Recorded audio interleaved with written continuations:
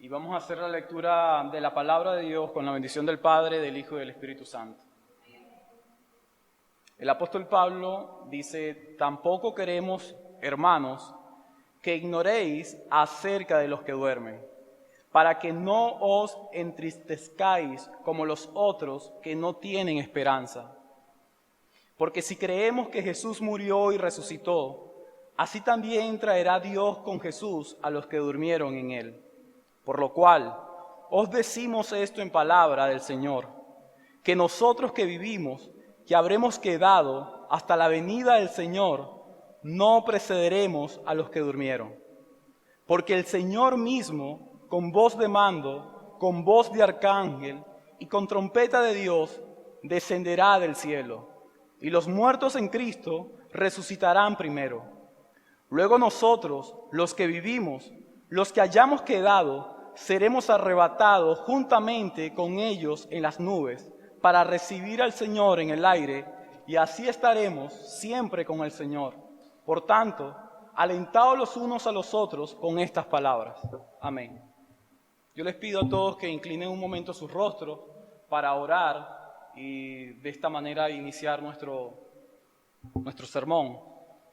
Señor, esta mañana nosotros damos a ti gracias porque nuestros corazones están alegres, porque hoy es el día del Señor y un grupo de personas se ha reunido para escuchar de tu palabra. Los santos se han reunido, Señor, para ser consolados.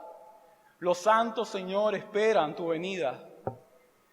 Pero también nosotros oramos por las personas que están entre nosotros, por aquellos que aún no tienen esa certeza a dónde van sus almas cuando mueran.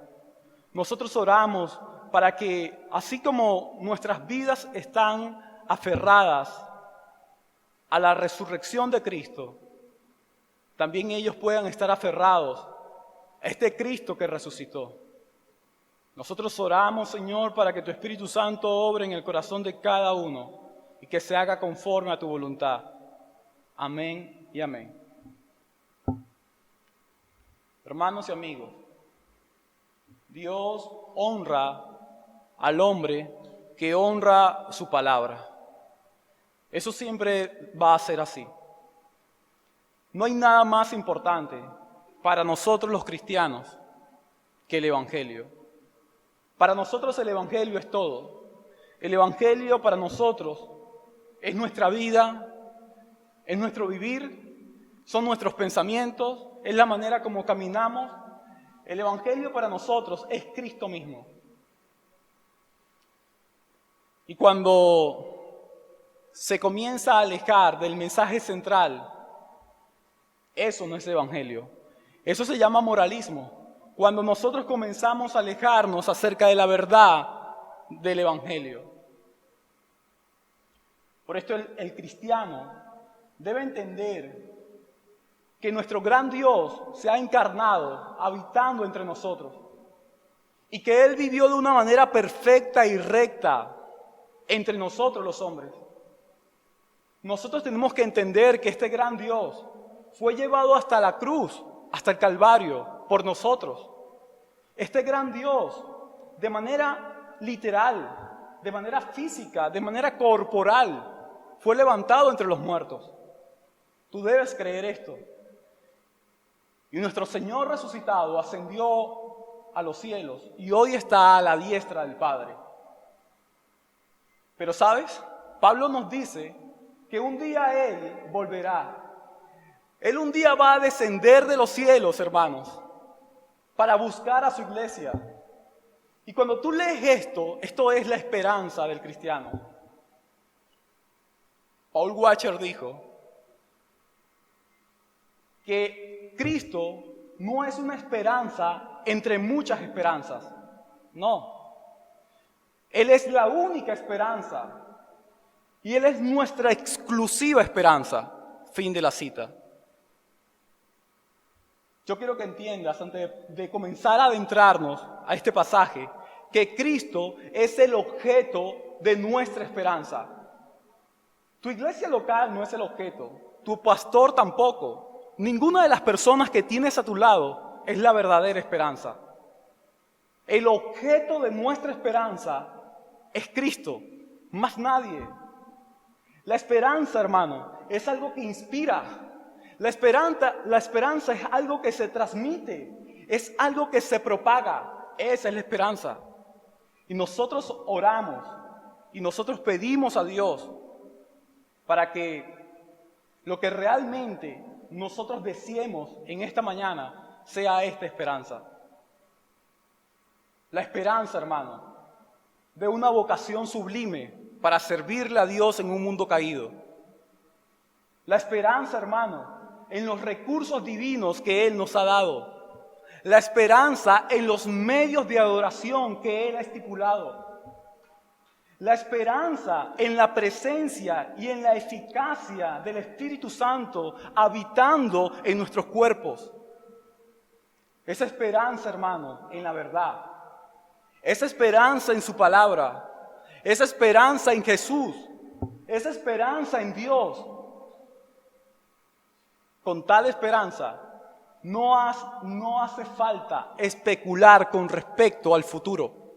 Esa esperanza es suficiente para tú hoy, en esta mañana, sentarte y escuchar acerca de este gran Dios y creer de que Dios puede venir en este momento y puedes desaparecer. Creer de que este Dios puede en este preciso momento venir por su iglesia y tú estar preparado para irte con Él.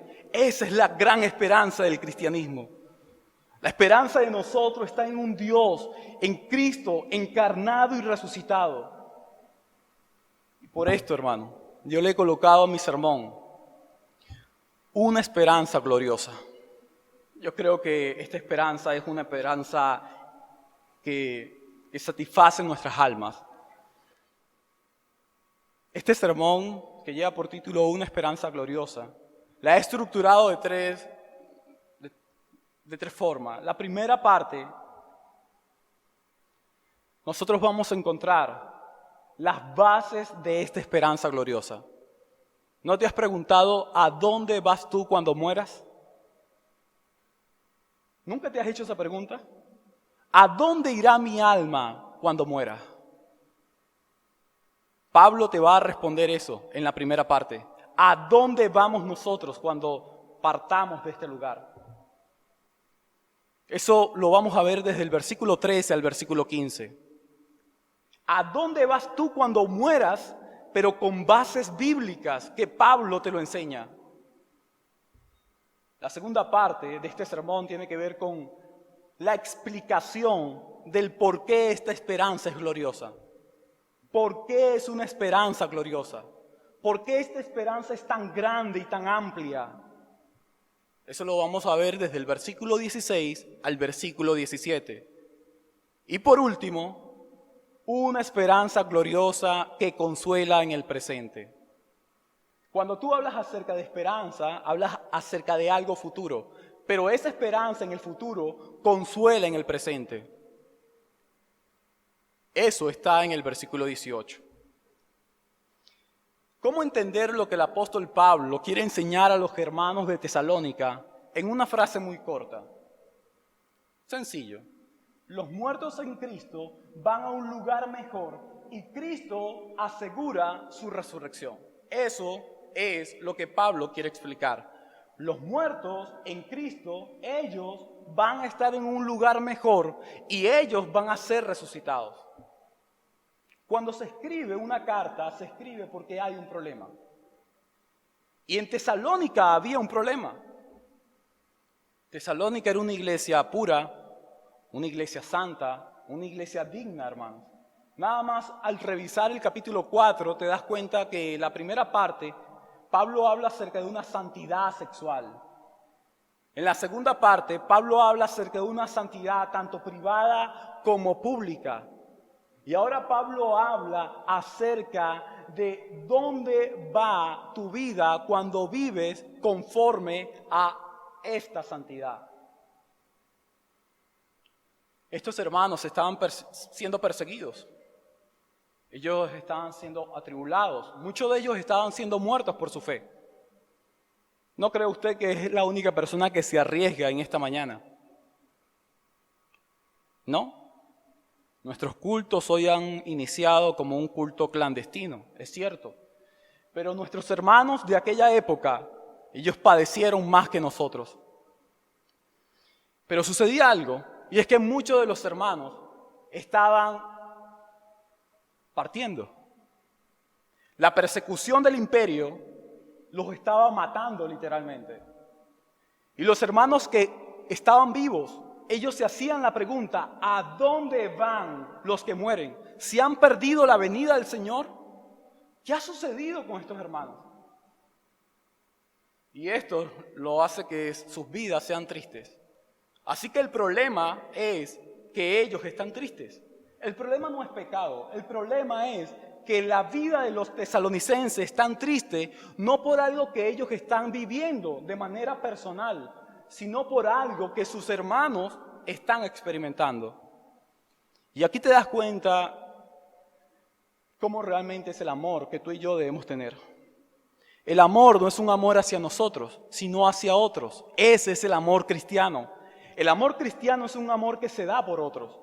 Y ellos sufren porque ellos ven que otros quizás se hayan perdido la venida del Señor. Ese es el problema allí, hermanos. ¿Cuál es la intención del apóstol Pablo con este párrafo? La intención no es dar una explicación detallada sobre el arrebatamiento, no. Esa no es la intención de Pablo. La intención de Pablo es consolar a los hermanos que están tristes. Esa es la realidad. Y por eso Pablo les enseña a ellos que esta esperanza es sólida.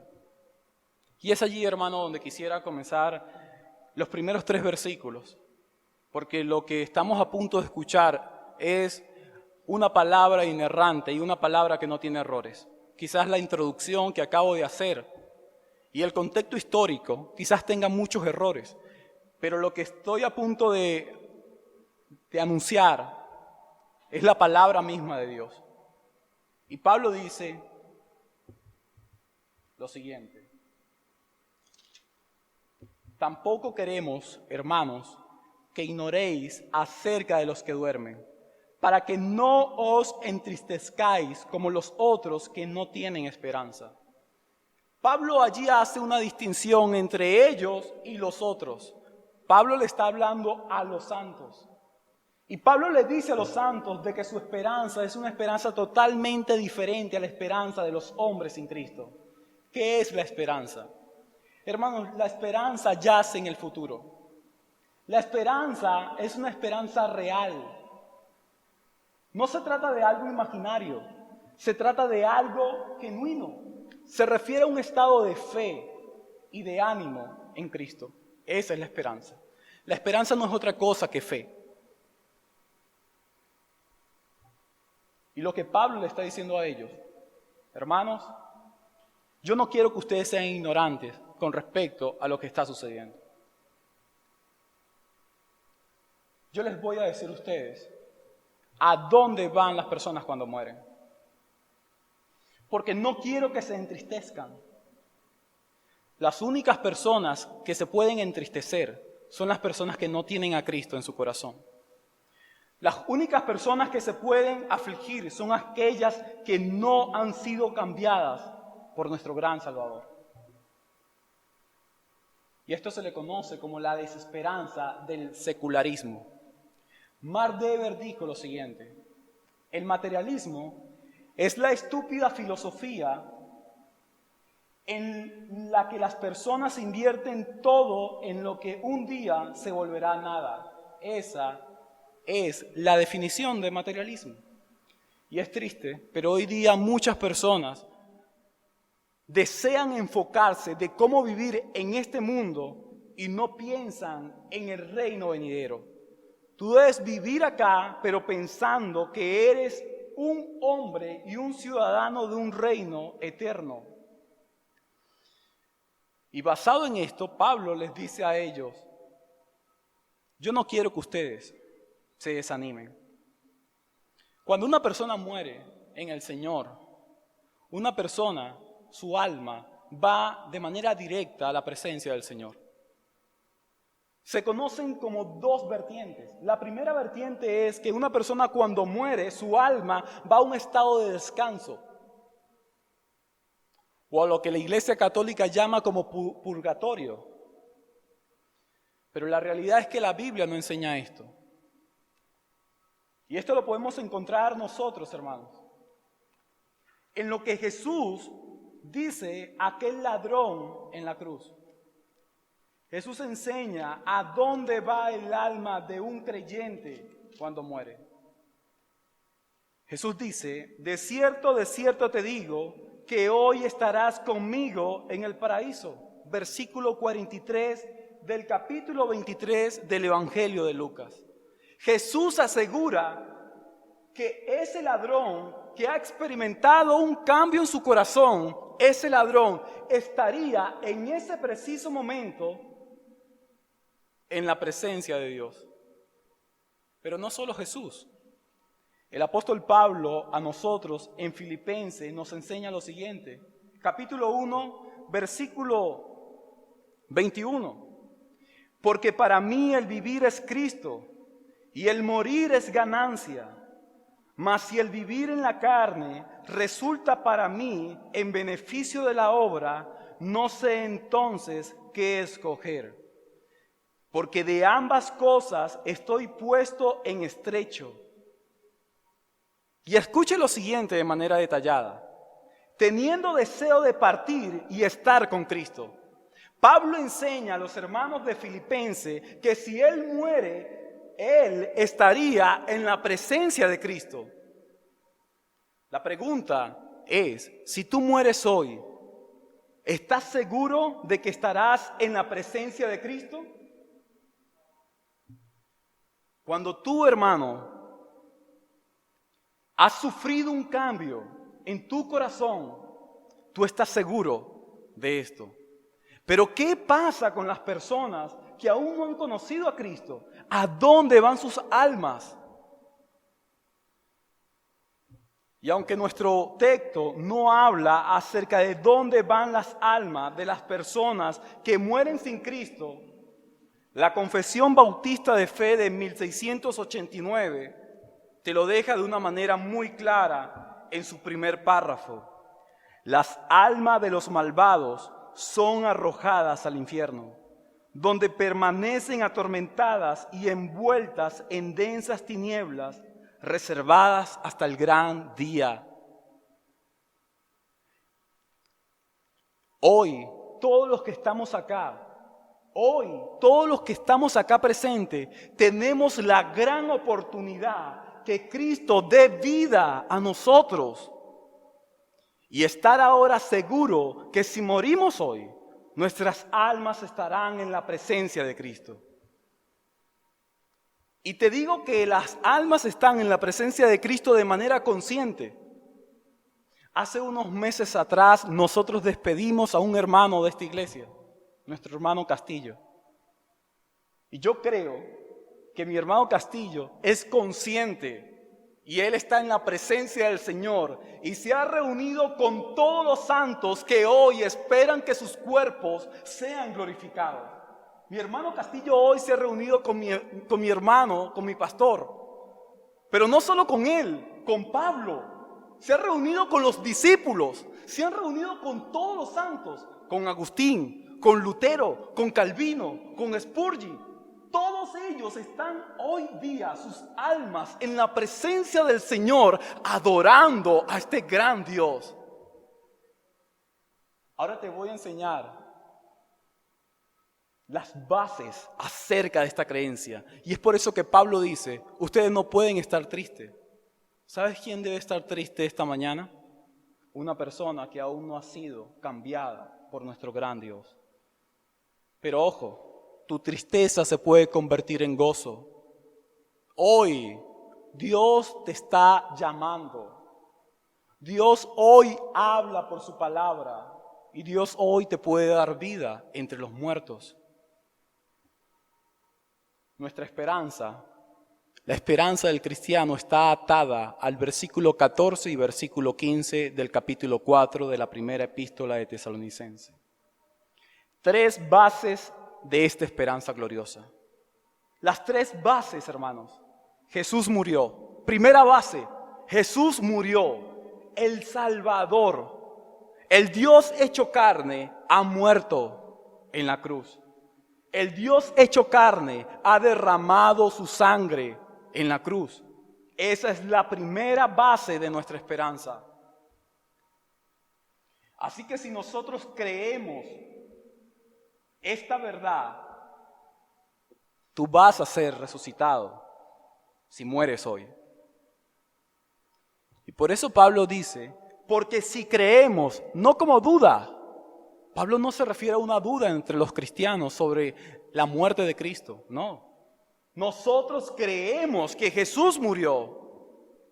Hermanos, nosotros creemos que Jesús, no solo su alma, sino su cuerpo, hoy día están sus manos perforadas y sus pies están perforados como evidencia de su sacrificio perfecto por nosotros.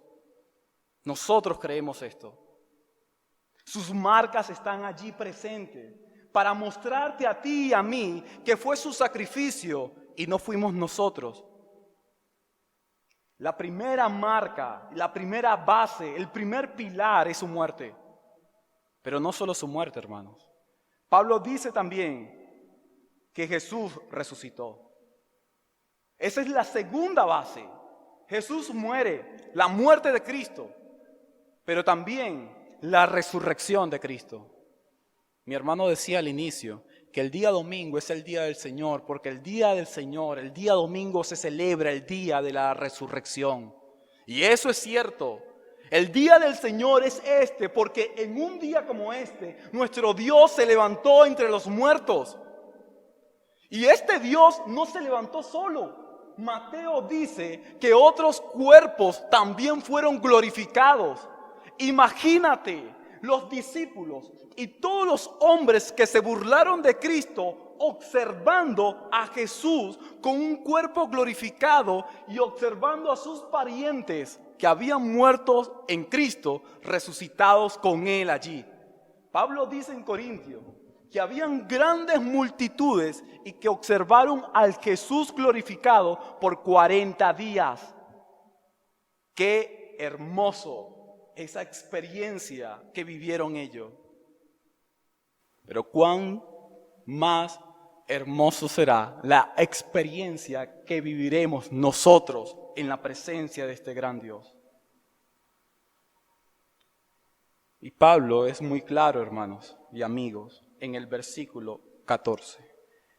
Así también traerá Dios con Jesús a los que durmieron en Jesús.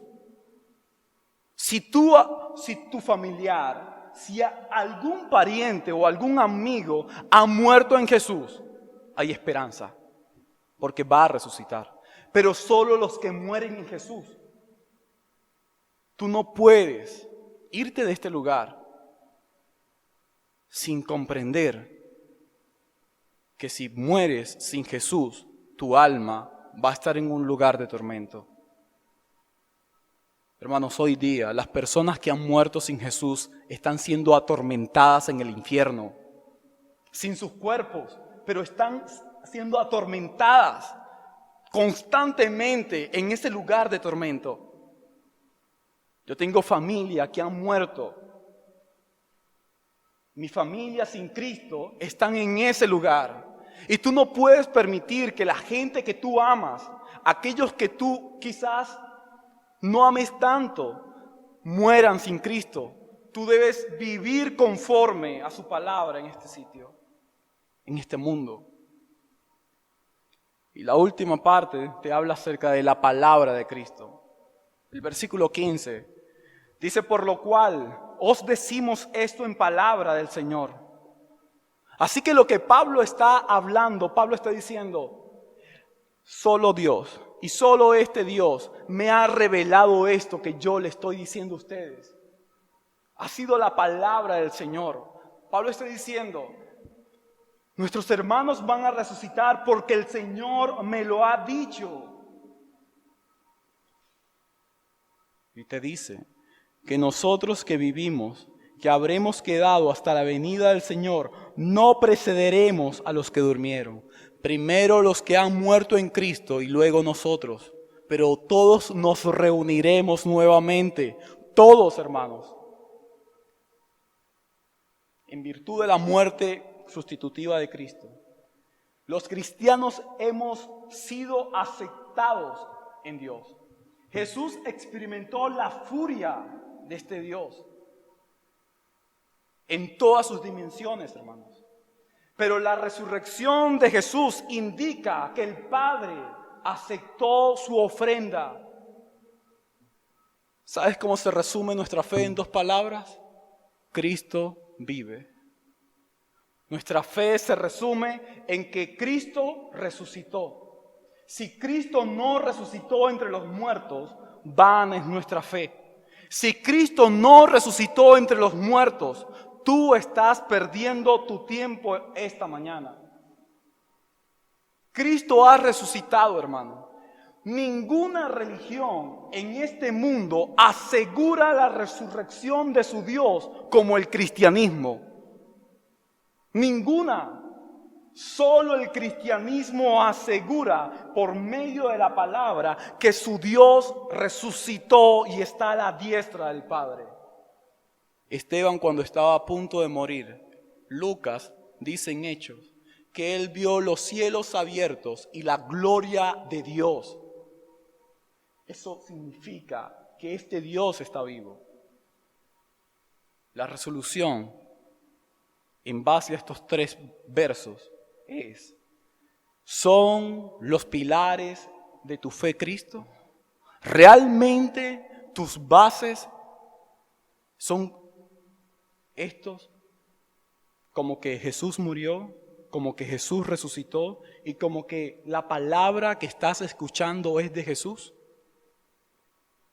El inconverso no tiene esperanza porque él no sabe a dónde va, pero tú sí ya lo sabes, hermano.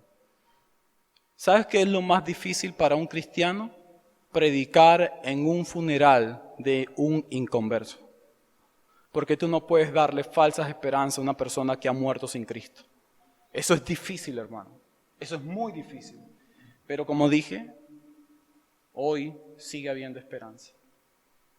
Pablo en el versículo 16 y 17, Pablo te va a explicar por qué esta esperanza es gloriosa. Hay personas que no entienden el por qué es gloriosa.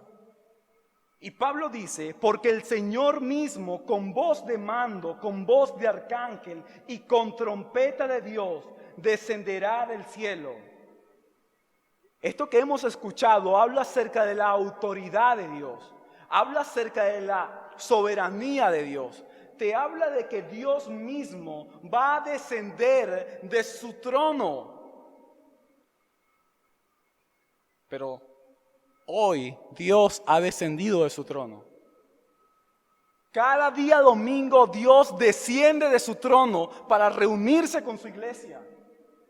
Por eso es que el día domingo es el día del Señor, donde el Señor viene a este lugar, baja de su gloria, está entre nosotros y Él comienza a deleitarse por medio de la adoración regulativa que Él ha dejado.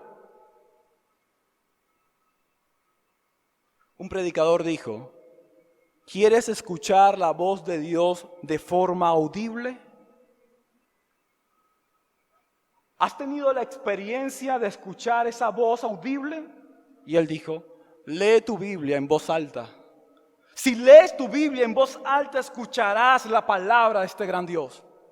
Dios habla hoy y Dios hoy te está hablando de que Él vendrá, Él mismo, el Señor mismo, vendrá con su autoridad, con voz de un Dios hombre que tiene autoridad sobre todos.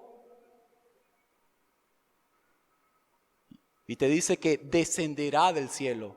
Ya no como los días domingos, sino que Él descenderá del cielo de manera visible para llamar a los suyos. Hermanos, en ese momento que ocurra eso, ¿sabes lo que va a pasar? las almas de todos los santos, las almas glorificadas de los santos, tendrán la oportunidad por primera vez de tener sus cuerpos glorificados. No se trata de otro cuerpo, se trata de tu cuerpo, un cuerpo contaminado. Ahora Dios sacará ese cuerpo del polvo, le dirá al mar que le entregue sus muertos. Todo muerto será entregado a este gran Dios y las almas de los santos se incorporarán en los cuerpos glorificados. Y allí tendrán ahora no solo una alma glorificada, sino un cuerpo glorificado y serán iguales que Dios.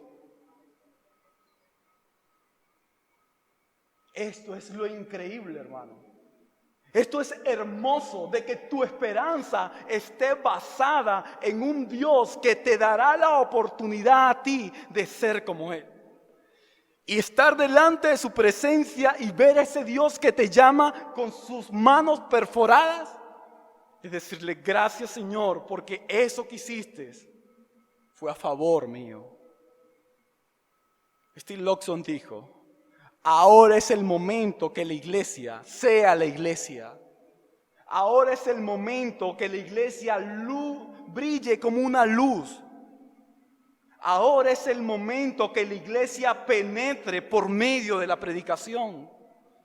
Ahora es el momento que el evangelio explote en medio de nuestras comunidades para que prevalezca la verdad. El hombre necesita de Cristo. ¿Sabes qué dice el credo de los apóstoles? El credo de los apóstoles dice: creo en la resurrección del cuerpo, es decir, creo que mi cuerpo ha de resucitar. ¿Sabes qué te dicen otras religiones? Que tú vas a reencarnar en un niño, en un animal. La fe cristiana no te dice que vas a reencarnar. La fe cristiana te asegura que vas a resucitar. Eso es lo increíble de nuestra fe cristiana.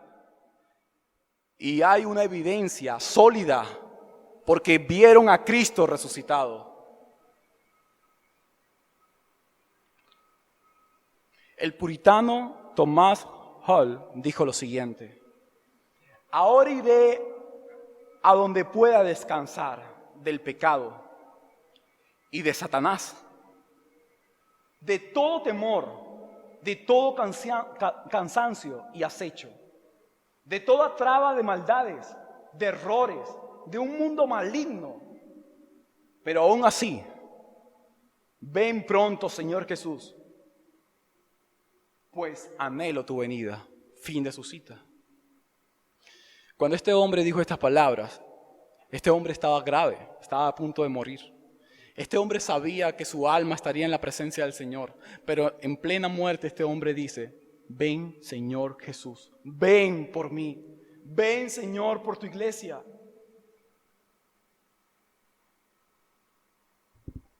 Y los muertos en Cristo resucitarán primero.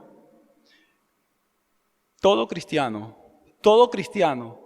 debe creer en la resurrección. Todo cristiano debe creer en el arrebatamiento de la iglesia. Los presbiterianos, los bautistas, los independientes, pentecostales. Si eres cristiano, crees entonces en el arrebatamiento de la iglesia. Hermanos, nosotros estamos en los últimos días. Yo no sé cuánto tiempo quede realmente para que nosotros nos vayamos de este lugar. Creo que nuestra generación está viviendo unos tiempos difíciles, pero unos tiempos donde le está Dios diciendo a su iglesia: prepárate porque vengo por ti. Vengo por ti. Y en el momento que el último escogido sea llamado por Dios, en ese momento, hermanos, vamos a desaparecer. En ese momento vamos a salir de este lugar. Steve Lawson dijo: ¿estamos en los últimos días? No lo sé. No tengo idea. Pero nunca hemos estado tan cerca del regreso de Cristo como este tiempo. Endereza tu corazón y prepárate porque Cristo viene. Eso lo dijo en medio de la pandemia. Salvador Gómez dijo lo siguiente: Señor, como están las cosas en el mundo, parece que solo falta que vengas tú. Que venga tu Hijo a poner las cosas en orden. Ven, Señor Jesús. Juan dijo: ven, Señor Jesús, Maranata, Cristo viene. Estamos a punto de ser quitados, de ser arrancados de manera violenta, de manera irresistible, de forma fuerte por nuestro Dios. Quizás hoy sea tu último día. Quizás hoy sea tu último día para que te acerques a la presencia de Dios, para que te acerques a Él. Por eso quisiera hacer esta segunda resolución que está basada en quién reina tu corazón. ¿Quién reina realmente en tu corazón? Tú necesitas que las bases de tu fe sean sólidas, pero para esto necesitas que alguien reine en el corazón tuyo. Si Cristo reina en tu corazón y tú estás vivo en la venida del Señor, vas a ser arrebatado juntamente con todos los que han muerto en las nubes. Pero si Cristo no reina en tu corazón, Satanás es quien está reinando allí. El Dios de este siglo está reinando en un mundo caído. El incrédulo no puede amar jamás su iglesia local si no ama a Dios. Tú no puedes amar a tus hermanos si no amas a Dios. Tú no puedes amar la venida del Señor si tú no amas al Rey y a su reino. Pero a pesar de que quizás no ames a Dios, no ames la iglesia local, no ames a tus hermanos, tú estás obligado a escuchar la palabra de Dios.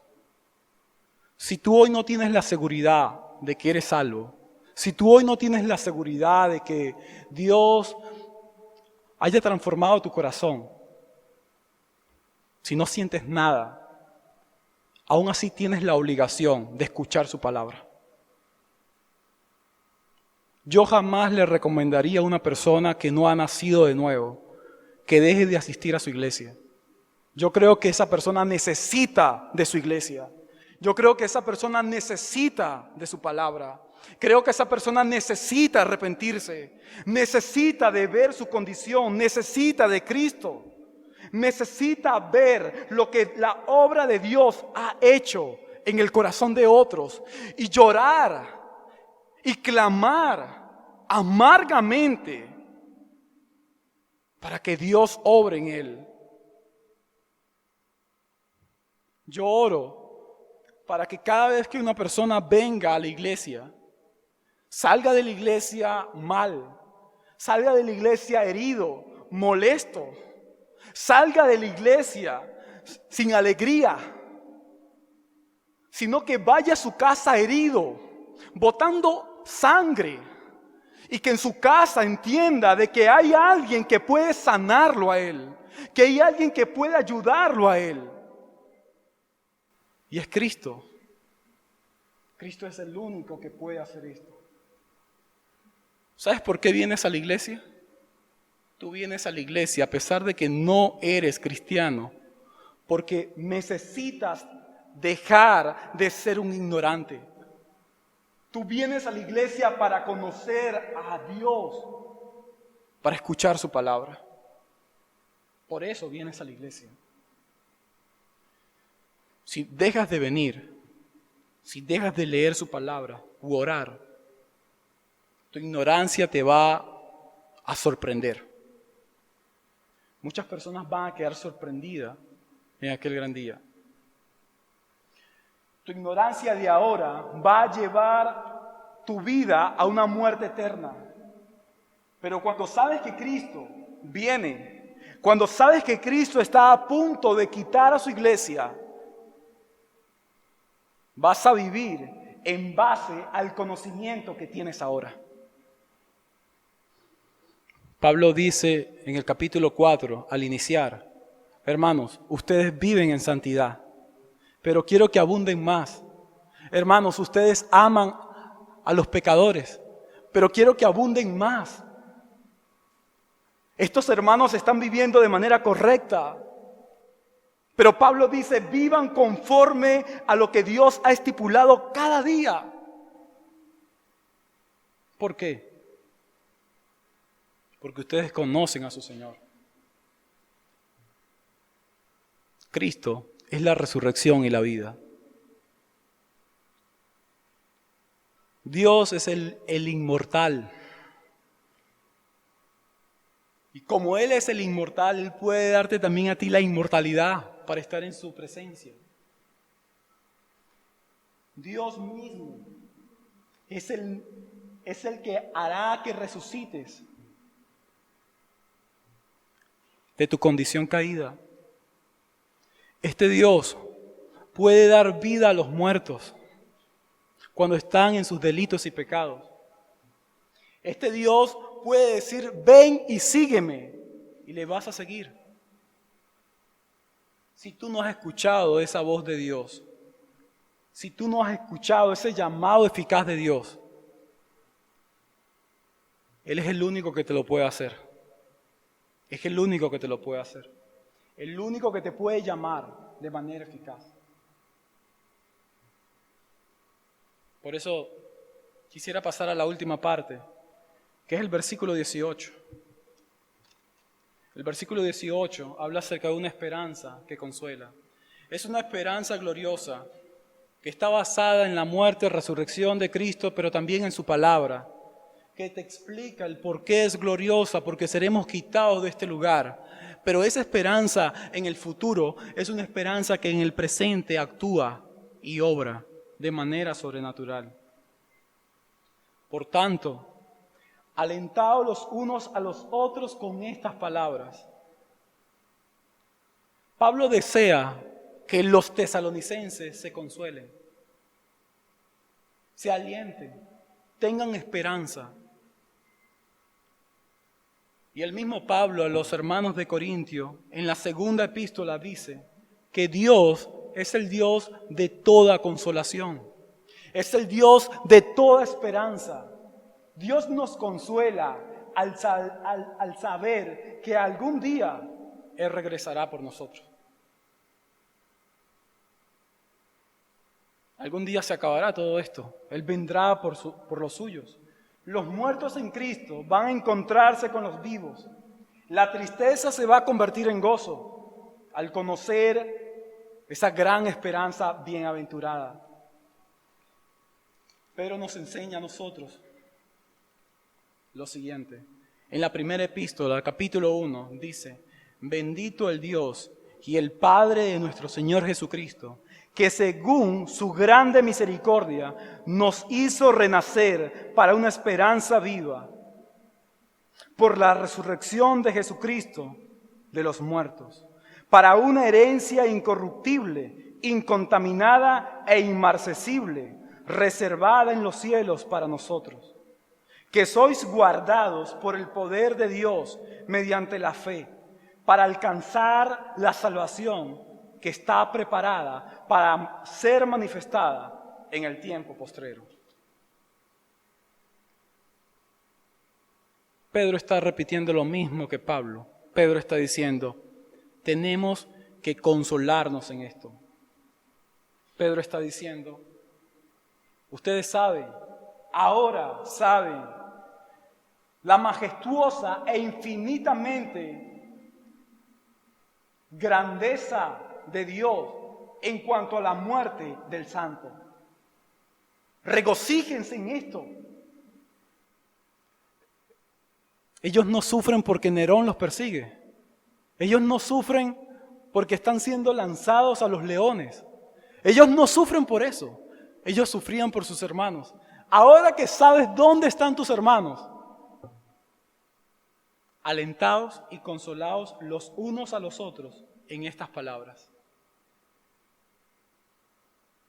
La resurrección de Cristo no consistió en el hecho de que su alma y su cuerpo se unieran, sino en que su naturaleza humana, tanto su alma como cuerpo, fueron restaurados a su pureza. fuerza y perfección original.